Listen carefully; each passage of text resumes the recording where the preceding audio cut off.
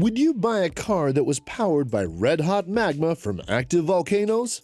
This sleek supercar has a staggering 1,700 horsepower, but it also has another claim to fame. It runs completely on renewable energy sources. Hey guys, welcome back to Top Quick Peek. When we think of eco-friendly cars, we think of Tesla. But just like all the other manufacturers, even Elon Musk has had his fair share of issues. Now there might be a solution to those problems, and we could help save the planet at the same time while still rocketing along at 250 miles per hour. They're calling it the world's first Mega GT, an extreme megacar, and if you ask us, they're not too far off. This is the Koenigsegg GEMERA, a vehicle that could very well be the beacon of the future of the industry. But before we accelerate into how this sleek ride can save the world and stop the icebergs from melting, let's talk about it as if it were just any other hypercar. We've only been introduced to this beast recently, having been unveiled on March the 3rd of 2020 during an online broadcast by Koenigsegg. It's classified as a 4-seat hybrid grand tourer, meaning that for a supercar, it's actually got a ton of space. Most lightning-quick rubber burn and hypercars are 2-seaters in order to reduce weight and focus more on performance. However, the GEMERA, even with its roomy interior, can reach 250 miles per hour. That's over 400 kilometers an hour, placing it way up there in the top tier of the industry.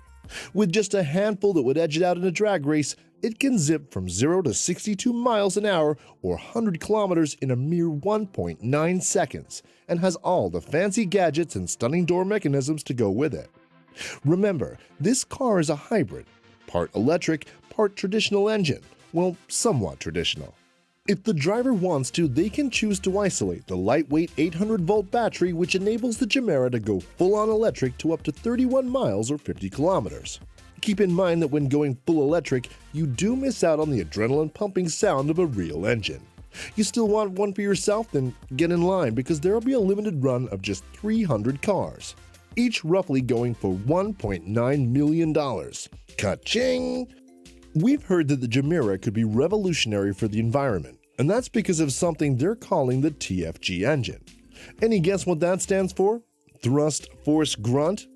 No? Believe it or not, Tiny Friendly Giant. But we'll rewind to that a little bit later. So when you hear about eco-friendly or electric car companies, what's the name that comes to mind? Tesla, right? With the help of Elon Musk's enormous brain, Tesla is leading the charge for environmentally friendly vehicles. Think of it this way. The global electric vehicle market size was valued at about $118 million in 2017. By 2025, it's estimated to reach $567 million. Well, what does that mean? That sustainable vehicles aren't going away anytime soon. As an industry leader, Tesla sold 367,500 cars in 2019. Which was a new record for the company, but if Koenigsegg and its Volcano-powered technology has any say in it, Elon Musk might soon be knocked off his perch. The 2020 Tesla Model S starts at $79,990. Compare that to the base price of $24,325 for a humble Prius, and you can see there's clearly a markup for the Musk factor. But take a look at them side by side and you can clearly see the difference in aesthetic. Which is more appealing to you? Exactly. But just because it's a Tesla doesn't mean it's without its problems. In fact, while the world still transitions from fuel-guzzling V12 engines to electric cars, owning an electric is still problematic. America now has over 20,000 electric car charging stations. Sounds like a lot, but compared to the 168,000 gas stations dotted across the country, it's nothing. It's a lot easier to refuel than to recharge, over 8 times easier if you go by the numbers. Most of these electric stations are in major cities as well. There are only 10 Tesla charging stations in all of Nebraska, 4 of which are in Omaha. Think you'll find one out in the back roads? No chance. North Dakota only has 6. You see our point? If you want to take a road trip across the USA in an electric car, you better not take any detours. It's not just Tesla that faces issues when going full-blown electric. There are a heap of problems with other brands in the market as well. A lot of people would agree that electric vehicle technology still needs work. Why? Because yes, they've been able to tick off the zero emissions box, but they haven't made it to a universal driving solution. The reality is that unless you're living in the San Franciscos or Austins of the world, electric batteries can't power long enough journeys and the time to recharge is substantially more than it is to fill up a tank of fuel. If you want more mileage for your electric vehicle, then you generally need a bigger battery, and that means heavier cars, which cost more to produce. How long will it take to get the battery technology to a spot where the distance can beat that of a gas-powered car? At least a few years, but that's only half the question. The other key factor is that a large range won't be consumer-friendly in terms of price. At least not anytime soon, and the 2020 Tesla Roadster is a perfect example of that. Elon Musk has promised an astounding 620-mile range on the car, which would smash the rest of the industry. The issue is a whopping $250,000 price tag. Some hypercar brands are following suit and going for pure electric or hybrid models. Meanwhile, others are staying true to the traditional engine model. Shall we compare the two groups? Why not?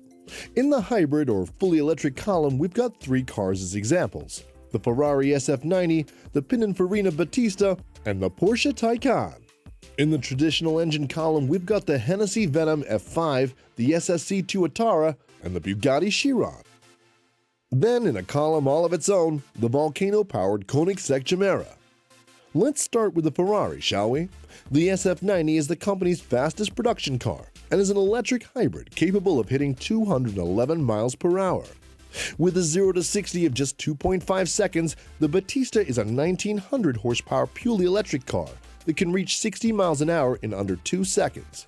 Even faster than the Ferrari, but the catch is that it only has a range of around 300 miles on one charge. As for the Porsche Taycan, well, that'll be Porsche's first fully electric car, which might not be as fast as the other two with a 0 to 60 in 3.5 seconds, but it comes much cheaper at just $90,000. Okay, now for our fuel-burning units. The Hennessy Venom F5 will set you back $1.8 million. What does that get you? A top speed of 301 miles per hour. The SSC Tuatara, which also claimed to break the 300 mile an hour mark, is slightly cheaper at $1.625 million. But the king of them all, the world's fastest car, which you'd expect as a traditional engine, is the Bugatti Chiron. The company's most powerful car has an 8-cylinder engine that has propelled it to a scintillating top speed of exactly 304.773 miles per hour. But Bugatti CEO Wolfgang Durheimer has said that electrification is inevitable for the next version of the Chiron, although that will still be a few years away. You know what's not a few years away though? Alternate fuel options. In a world filled with more ultra-high-dollar supercars than ever, the GEMERA still stands out. Why? Because of its fuel. The issue with electric cars is the range before the battery dies. The issue with traditional cars is the damage on the environment. So how do we avoid both of these issues simultaneously? By using a different fuel. A sustainable kind of fuel that the environment produces naturally. Yep, volcano fuel. There are actually a number of different fuel options out there, we just rarely ever hear about them.